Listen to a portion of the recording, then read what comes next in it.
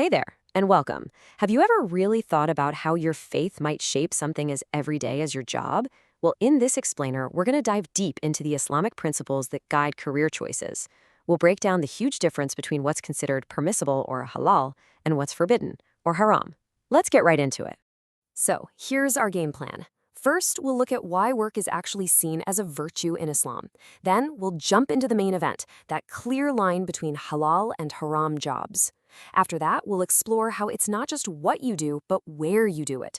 We'll also cover some specific guidelines for women, and then wrap it all up with the single most important principle that ties everything together. Okay, so let's start at the very beginning. How does Islam actually look at the whole idea of having a job? Well, it's about way more than just paying the bills.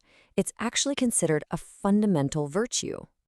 And what's really interesting is that the default setting here is super positive. Earning a living isn't just something that's allowed, it's actively encouraged. It's seen as a noble thing to do. But, and this is a really big but, that encouragement comes with a very important catch. And that catch is that any work you do has to fit within the framework of Sharia. The easiest way to think of Sharia is as the big picture moral and legal compass that guides pretty much every aspect of a Muslim's life. So when it comes to your career, it's the rulebook that sets all the boundaries. This brings us right to the heart of our discussion today, the halal versus haram divide. This is where we get into the nitty-gritty of what makes a job okay or completely out of bounds. At the core of it all are two simple but incredibly powerful ideas. Halal, which means permissible or lawful, and haram, which means prohibited or sinful. Literally, every career choice gets weighed on this scale. So first off, some jobs are considered haram just because of what they are. The work itself is forbidden. We're talking about any industry that deals with interest, anything related to alcohol or pork, and of course, things like gambling or illicit drugs. This also includes jobs that are seen as promoting immorality, think certain kinds of entertainment, or any job that requires you to expose parts of your body that are meant to be covered, which is a concept we'll define in just a second. Let's just zoom in on that first point, riba. So what is that? This term specifically means interest that's charged on loans. In Islamic finance, it's a huge no-go because it's seen as an unfair system where money just makes more money instead of being tied to real, productive work. And that other term, awra, that refers to the parts of the body that Islamic modesty guidelines say should be covered in public. So pretty straightforwardly, any job that requires you to uncover those parts would be considered off-limits. Okay, that all seems pretty cut and dry, but what if the job itself is totally fine?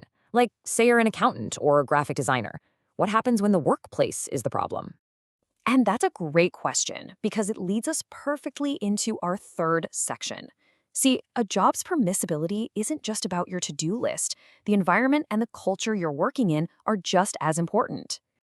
So we've already covered that first category, right? Jobs that are just haram by their very nature. But believe it or not, that's only half the picture. The second category is all about jobs that become haram because of the environment. So even if your actual work is totally halal, the job could be forbidden if the workplace involves things like unregulated mixing between men and women, or being in seclusion with someone of the opposite sex, or if it keeps you from doing your daily prayers, or, and this is a big one, if your boss tells you to do something that goes against God's command. Let's just clarify that seclusion point. The specific term for it is khala. Basically, it refers to a man and a woman who aren't immediate family being totally alone together in a private space. This is generally avoided in a work context to help keep things professional and prevent any potential issues. All right, so keeping all those general rules in mind, the sources we're looking at also lay out some very specific guidelines for women who choose to work outside the home. So let's dig into those now. The foundational principle presented here is that a woman's primary role is seen as being centered on the home. However, having a job is definitely permitted, especially if there's a real need for it, but only as long as a specific set of conditions are met. So what are these conditions? Well, first, the job itself has to be halal. That's a given. Second, the work should be seen as suitable for a woman's nature.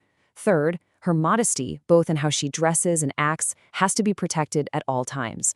And finally, the workplace needs to be free from those prohibited situations, like the khalwa we just talked about. So this leads to some practical examples of professions that often fit the bill. You've got things like teaching, especially to other women or children, nursing and medicine, childcare, and tailoring.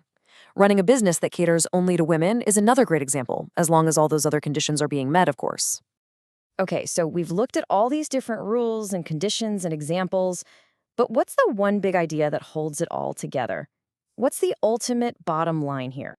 And here it is. This is really the key takeaway. The bottom line is this: earning a halal income and protecting your faith and your morals always comes before worldly gain. It doesn't matter what the salary is or how prestigious the job sounds. Your spiritual well-being has to come first, period. This framework really offers a crystal clear set of priorities for Muslims navigating the professional world. And it leaves us with a much bigger question to ponder. How do other cultures, other belief systems tackle this timeless challenge? That constant balancing act between making a living and truly living by your values. Something to think about.